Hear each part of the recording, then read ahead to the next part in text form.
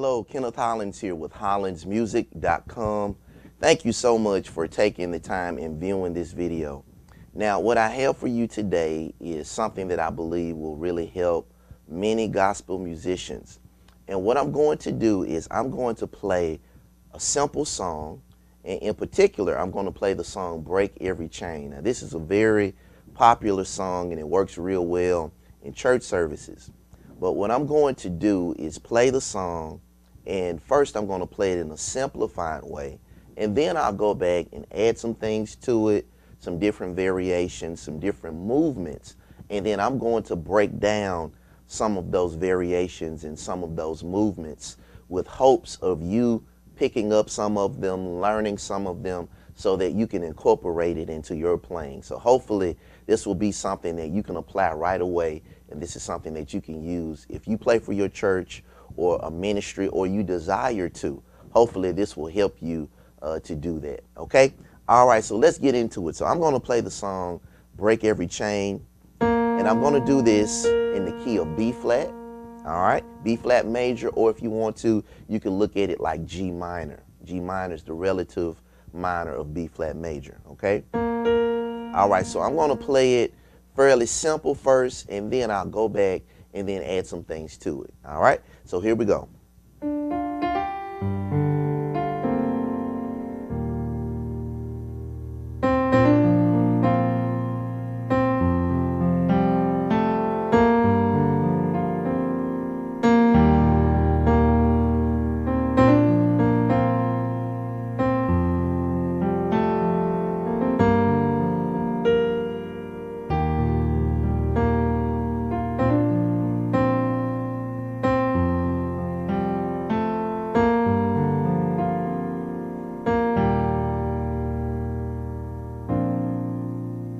Okay, so real simple song, and let me give you the chords for the song first.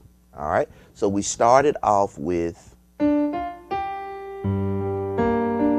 so this is simply G minor, okay, which simply consists of the notes G, B flat, and D. So that's the first chord, and then we go to, all right, we go to E flat major, which is simply E flat, G, B flat.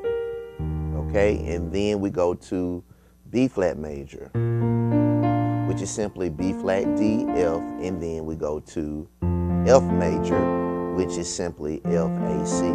That's the whole song, okay? Super easy. All right, now that we have the chords, how can we beef it up a little bit? How can we fatten it up a little bit? All right, so one thing that I was doing when I was playing it, okay, I turned the minor chord into a minor 11. Now that's something that I do quite often to give what I'm playing a more modern sound. So instead of just G, B flat, D for my minor chord, or the G minor, I actually did this. Okay, and that makes it a G minor 11 chord. All right, let's break that down. With my left hand, I'm playing G, D, F, okay? And then with my right hand, I'm playing A, B flat, C, D, and F again. All right, so the G is the 1, D is the 5, F is the flat 7, A is the 9, B flat is the flat 3, C is the 11, D is the 5 again, and F is the flat 7 again, okay? So that makes it G minor 11. That's something that I like to do to give it more of a modern sound. So again,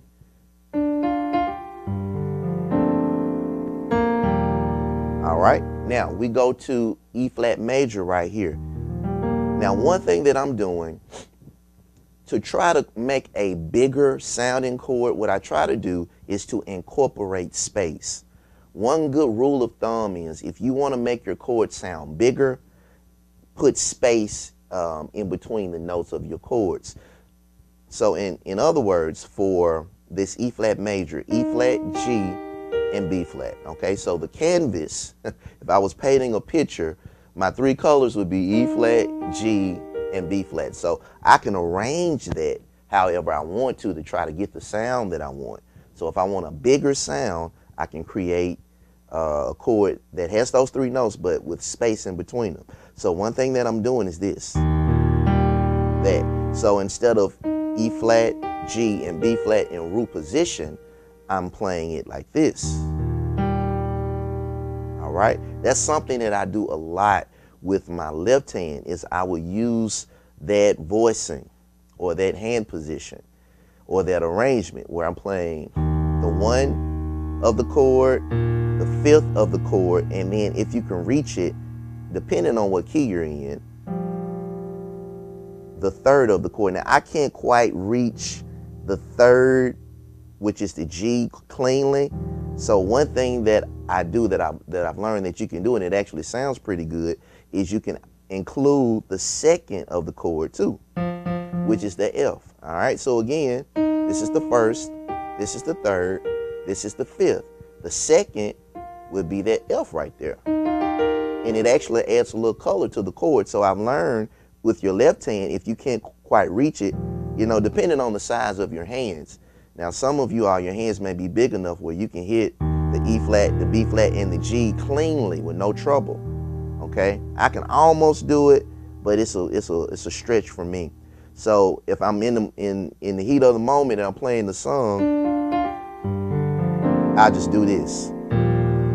Okay, and it sounds pretty good, you know, to do that. So I'm playing the 1, the 5, the 2, and the 3, and I'm playing the F and the G with my thumb. Okay, 2 notes with my thumb. Now, another thing that you can do is you can play the E flat, hit your sustain pedal, which holds the E flat, and then get the 5th and the 3rd. Okay, that's something else that you can do. All right, now another way that you can look at this is it is also a way to just add warmth and body to your chord. Okay, so I like to do that, is where I will play a little bit lower to make it sound a little fuller. Okay, so let's keep going.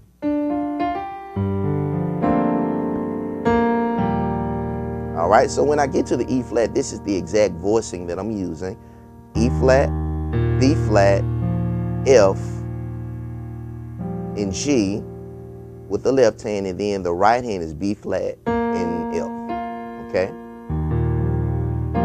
and then we go here. B flat major, real simple, just playing B flat, F, B flat, left hand, and then the right hand is C, D, and F. Again, I'm playing a B flat major chord with an added 2.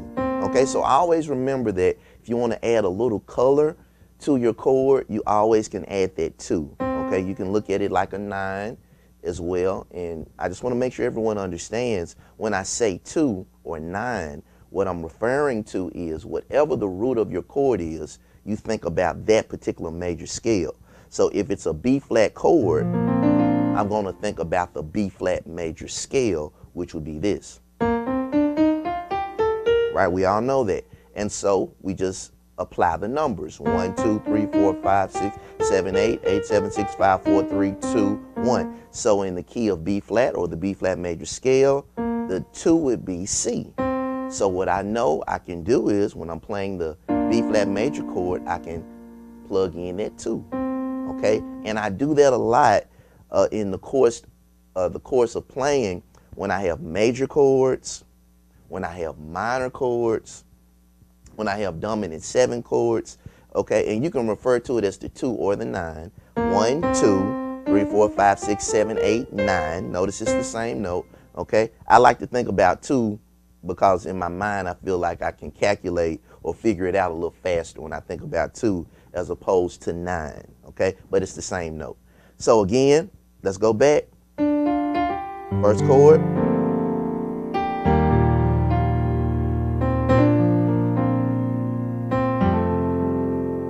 Okay.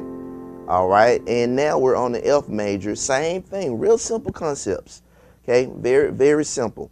Now I'm playing F and C with the left hand, and then the right hand is G, A, and C. Okay?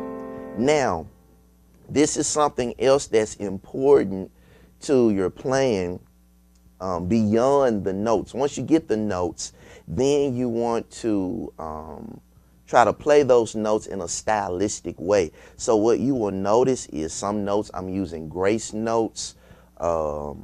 Notice the intensity or the dynamics of how I'm playing what I'm playing. Sometimes I play certain notes a little louder, certain notes a little softer, and those things make a difference. So it's important that you have a keyboard that allows you to do that, where that is touch sensitive, so that way you can be more expressive with the chords. So you can have your highs and your lows, and it's making it more expressive. Those things make a big difference. You don't want to just hammer it out.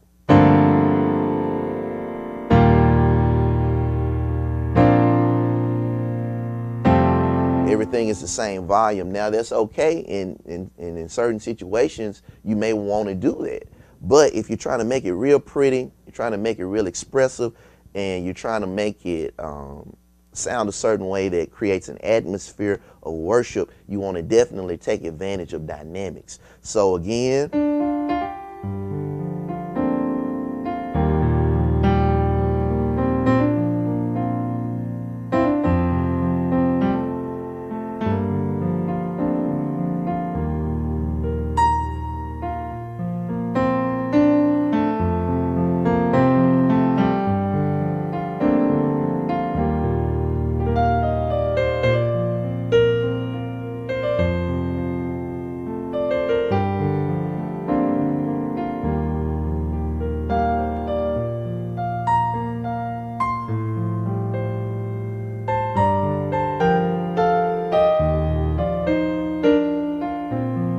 okay, so I tried to make it a little bit more expressive by varying my volume and how I was playing. So now let's see if we can take it a little further. Let's see if we can add some more things to it. So let's play it again.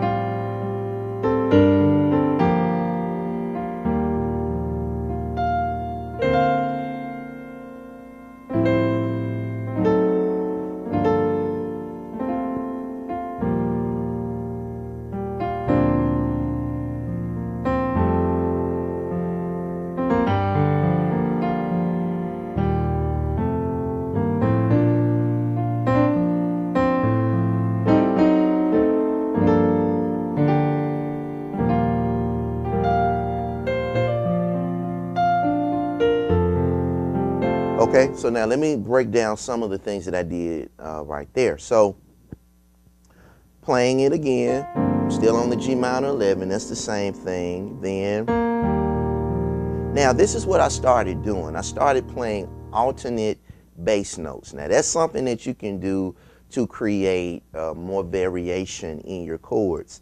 And this is the way that I think about it. Say for example, this is my first chord. This is my second chord. Now right here, just in no particular reason, I just want to try a different bass note than B flat, okay? So normally, of course, G minor 11, E flat major going to B flat major, right? Okay, so on that third chord, I just want to do something different. So what I did was, I played B flat major, but I changed the bass note to D, natural, giving me this sound. Okay, here it is right here. Okay, not a big difference, but it's a little variation. And the way that I think about that is, whatever notes that are in the chord, that are actually in the chord itself, I can use that as a bass note. Okay, so what's in the chord, in the third chord? Okay, I can use B flat, I can use D, I can use F. Now I played the C, but I wouldn't use that as one of my bass notes. I use you know, one of the primary notes of the chord, not the added note, which is the 2. So I can use the B flat as a bass note, which is the standard note to use. I can use the D or the F, and it gives me variation. So let's try all 3. Here we go. Okay, it's standard one. That's the B flat, okay? All right, let's do it again. We're gonna change up right here. All right, let's try the D. All right, good. All right, here we go. Now this time we're gonna try the F.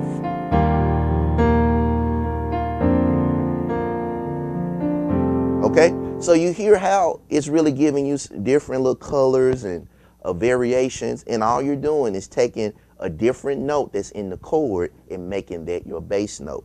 And you can do that all throughout the song, okay? So let's try that. You don't want to overdo it, but you can use it to, you know, change it up just a little bit. So let's try that again. And we'll do it in a different place.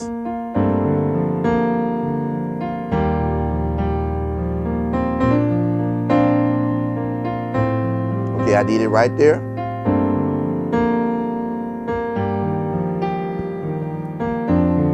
Did it right there.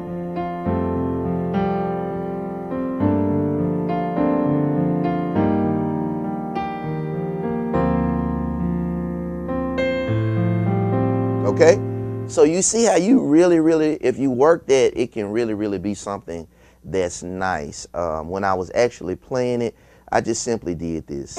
And I think one pass, instead of going to the E flat, I stayed on the G as my bass note, like this. And then instead of going to B flat, I went to the D, and instead of F, on one of the passes, I went to A natural, okay? Real simple concept, but it can be really powerful when you use it the right way.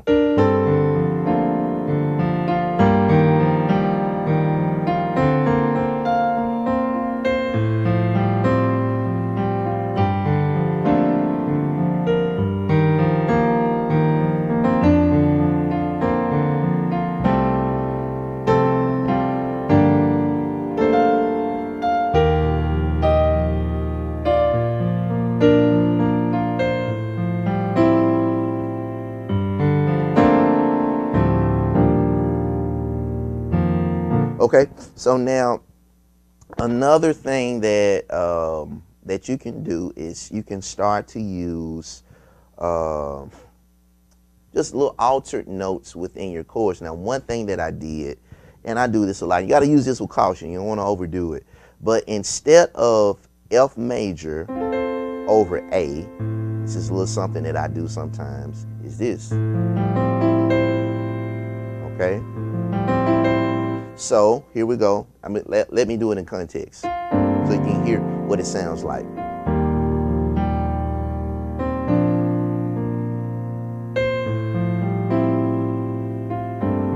Okay, so instead of just the F major with the added 2, I actually did this. Okay, and really what it has in it that's different, it's really like an F major 7.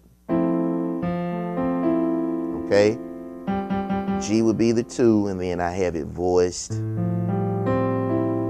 like this with an alternate bass note other than the F major 7. Okay, the F major chord, should I say? Okay, that's just a little something that I did, and then I also threw in a little passing chord right here. Okay, setting myself up headed for the E flat major. Like that, okay? Real simple. And what I like to do when I'm doing things like that, when I'm putting a passing chord before another main chord, like I'm looking at E flat major like it's a main chord in the song. The D chord is really just something leading me to the main chord. And this is actually D minor 11 leading me to the E flat major, okay? Because I really don't have to have that D minor 11 in there. Let me show you. Okay, going to the E flat. All right, now I do have to have that E flat in there or some variation of it, or it won't even sound like the song. But I don't have to have this. This is just something that I'm adding. So let me add it in so you can hear it in context. Okay, I threw it in there real quick. I'll do it again. All right. I'll play it again. I'll play it a few more times and then throw it in there. Okay? See, one of the keys to doing things like that is not doing it too much. Okay? It's just like cooking food. You don't want too much salt on it. You don't want too much sugar on it. You just want to season it just right. And it's the same way when it comes to music. Okay? Knowing when to use it. I did it right there. Okay, so now let me break those notes down for you. Real simple, just D and A with the left hand, and then the right hand is F, G. I'm playing F and G with my thumb, then A, C, and F. And then we go to the E flat major, and then here. Now, when I'm doing passing chords like that, leading me to main chords, I don't always do this, but I try to find a note that's like a coming tone, and a lot of times it works well when it's the top note. So in this instance, F is the top note, okay? And it's a coming tone between the two chords. And what that does is it makes the transition from one chord to the next smoother. So even though this is not a normal chord in the song, it actually makes it sound a little bit smoother. It makes it work a little bit better because of that common tone. Okay, I could even do a little bit more and go a little further. Maybe do something like this. Okay, I could do that, which I just did. A C minor 11, which is C, G, E flat, F, G, B flat, D, and F. Then, so,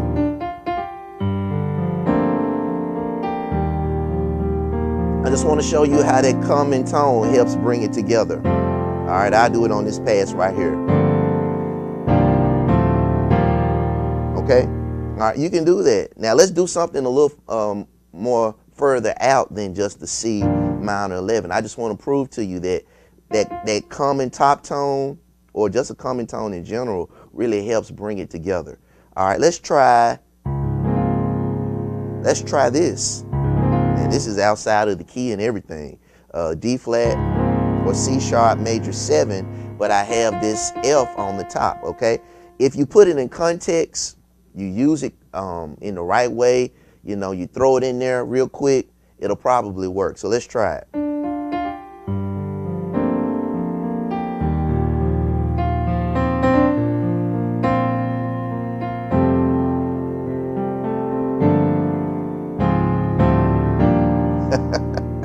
Okay, I don't know if I would actually do that in a real situation, but you could.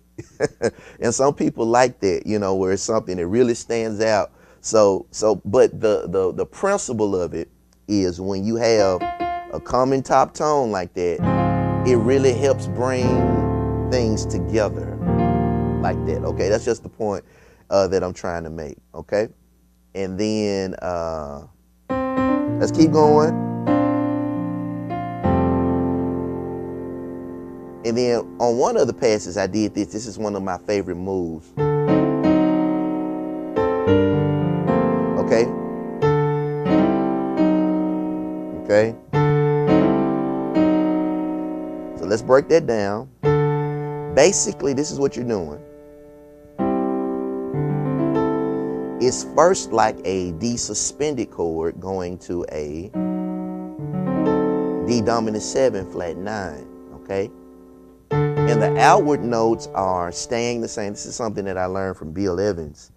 But it's the outward notes are staying the same. D with my left hand, A with my right hand. A is the top note. The inward notes would be G and E. Now with my left hand, I'm playing D and G. Right hand is E and A. All right, and then we take the inward notes, bring them both down a half step. So the G comes down to G flat, the E comes down to E flat. So, okay, but one thing that makes it a little sweeter is if you throw in those grace notes. Okay, so I'm actually playing two grace notes, starting here, going to that.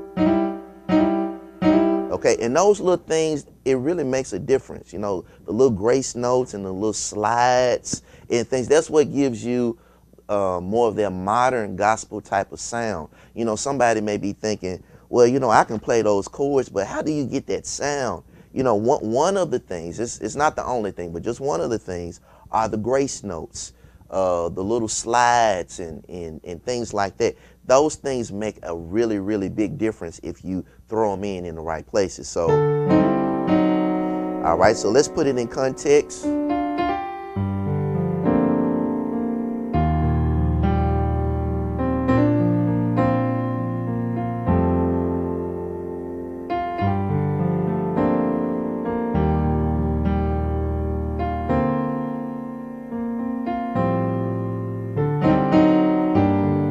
See, I threw that in there. Okay, so those little grace notes make a big difference. Okay, so now what I would like to do is to take everything that I just showed you, incorporating space in your chords, you know, using dynamics, playing a little softer at places, playing a little louder in places, also using alternate bass notes, incorporating the two with many of the major chords, even the minor chord. I'm actually incorporating the two, which is the 9 and the 11, with the minor chord that I'm playing here.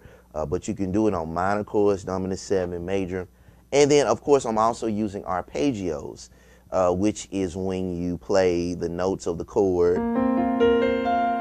one at a time instead of all at the same time. Okay, so let's incorporate all of those things and let's see what we can come up with. So remember, now we started off with this.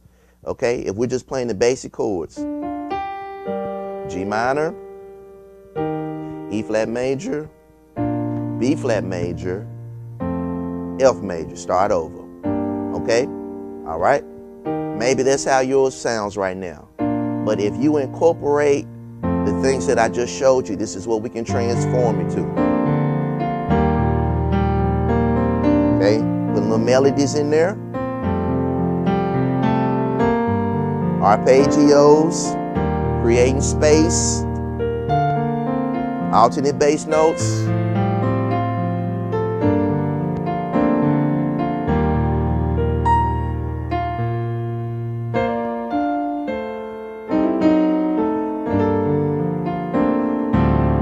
Dancing chords.